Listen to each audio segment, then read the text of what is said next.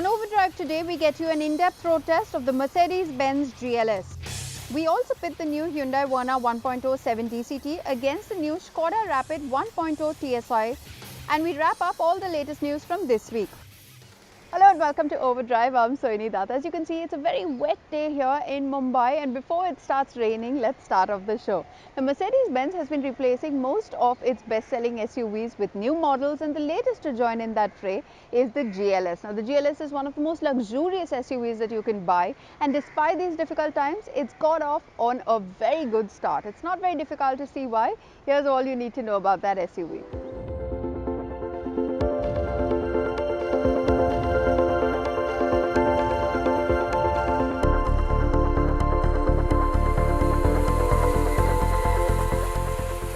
Having things and elements around helps establish scale and perspective. It's the same thing for cars as well.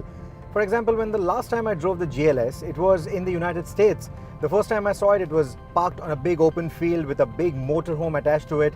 And then out on the road, I was surrounded by big pickup trucks.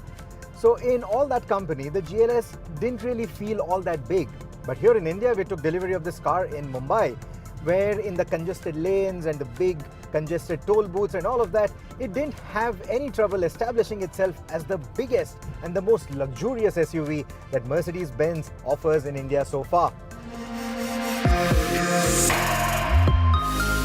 The rounded off design and the Gordon Wagner typical soft detailing may not tell you this in a passing glance, but the new GLS is 77mm longer and 22mm wider than before, and only marginally shorter for that long and sleek stance.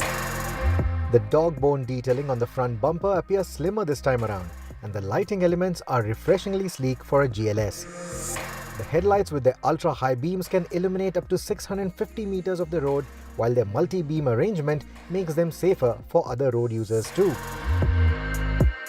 The S-Class of SUVs tagline will seem more befitting a few months down the line, when the new S-Class will indeed debut with a similar design for its headlamps and tail lamps. The new GLS rides on larger 21-inch wheels now and also sits on a 60mm longer wheelbase than before, which along with new age packaging improves the cabin space by leaps and bounds. Now, when I reviewed the outgoing GLS, I was a little miffed with the rear seating. It claimed to be the S-Class of SUVs but just didn't pamper me like the S-Class does. The new one fixes that to an extent, but an S-Class is still an S-Class. Now, you do get a recline and reach function for the seats, you get this nice neck pillow, but there's still no massaging function for the seats, and that is a bit of a downer. But then the GLS makes up for it with better bad road capability than the S-Class, and that is something that most of us Indians will certainly appreciate. Now, in terms of the equipment, you get rear AC vents as you would expect. They are there on the B pillar as well. You get the beautiful Burmester audio. You can also option this car with a rear seat entertainment package. What is standard, however, is this Samsung Android tablet. Now, I don't like all these labels and this Samsung branding here. I wanted something that was a little more bespoke to be the S-Class of SUVs, but this is actually quite nice. It functions quite well. It seems quite nice. It mimics the screen in front in terms of the layout, in terms of the UI, and when you want a typical Android functionality, you can get that as well. So you can install apps, you can use the cameras for Skype or any sort of video conferencing, so all of that happens quite nicely. What doesn't happen, however, is you can't control the sunroof or these window blinds. You still have to use the traditional switches for it. Now, cars of this class ought to have given something that can be controlled with this tablet as well. But you can control the ventilation, the cooling functionality for the second and third row seats. You can again control the entertainment, the media, the radio, and you can also control the ambient lighting in here. So in terms of the gadgets and the specs, like I said, yes, there is enough in here to pamper you. And is it the S-Class of SUVs? Well, for the kind of ride quality that it offers, I think it certainly is.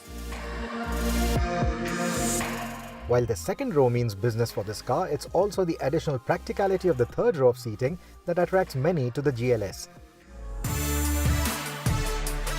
There are 11 USB-C ports in the car, and they'll also charge a new generation MacBook, so taking your work to the car is more feasible than before. Alongside the improved seating spaces, you also have more customization options for the trim and upholstery. The driver's seat has been given a lot of preference too, because GLS owners like to spend time in here as well. Now there's a new S-Class coming in September, and that moves to a different layout for the infotainment, for the instrumentation.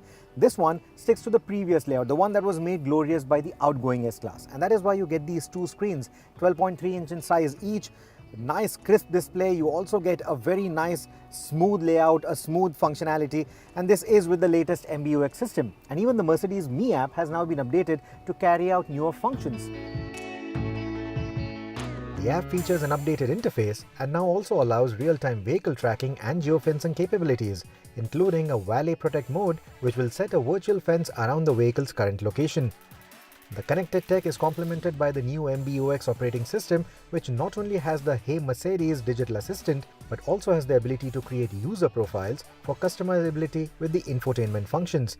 Choosing your profile will also restore the seating, steering and mirrors to your preferences, making the seat memory function a thing of the past.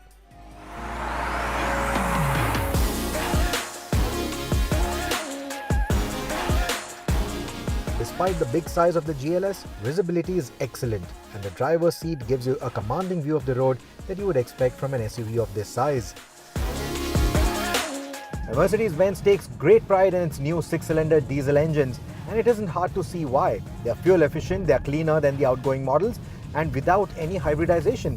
What's more, they are also significantly more powerful and yet manage to achieve all these cleaner emissions. To put numbers into perspective, the GLS 400D that replaces the 350 puts out more than 300 PS of power and has 700 Newton meters of torque at its disposal. Not like the previous one felt any underpowered in any of the situations, but this one feels a lot more eager, a lot punchier. In fact, the claimed 0 to 100 time for this is 6.2 seconds, and on Indian fuel, we had no trouble getting very close to that figure. 6.6 seconds on multiple occasions and in wet conditions. So that's a very good thing. The engine is mated to Merc's favorite 9-speed automatic, which works extremely well for the elegantly laid-back nature of the GLS. And when you put your foot down, it's pretty quick to respond to the sporty intent too, nicely harnessing all that torque. The 4MATIC system has the added layer of safety and grip, and power is always put down in an elegant and linear manner. However, the GLE, even the GLS has mysteriously missed out on the sport mode, and I don't know why. Even the EABC, or the electronic active body control, has been given the miss. I hope that these features, these technologies are added to some other high-end variants or maybe the Maybach variant at a later date. But as of now, for the two variants that you have in India, you don't get these features. But the air suspension that this car ships with has been tuned quite nicely for the Indian road conditions. All the imperfections, all the undulations is taken on quite nicely, and when you're on a smooth piece of highway, the vehicle just feels like it's gliding on all of that. It really gives you that magic carpet ride that Mercedes keeps talking about and touting about, and that feels very nice. So the S-Class of SUVs, this is where you understand why Mercedes has that tagline for the GLS. And on poor roads, because of the soft suspension setup, it takes on all of that quite nicely, but the vehicle will rock from its side to side on extremely bad road surfaces. You have to be careful, but it will take on all of that quite nicely. On the rare occasions when you'll get behind the wheel of this car, you will also sort of appreciate the light steering setup that you get on the GLS, especially while making U-turns or in tight parking spots or in congested traffic. Of course, the U-turns do require a slightly longer turning radius because of the sheer length of this car, but the light nature of the steering compensates for that in tight parking spots. And then you have the plethora of cameras, you have these excellent displays to display all the camera feed, and that only makes it easier and safer to maneuver in tight spaces. And out on the highway, or when you are tackling the bends around twisties and all of that, the steering weighs up quite nicely.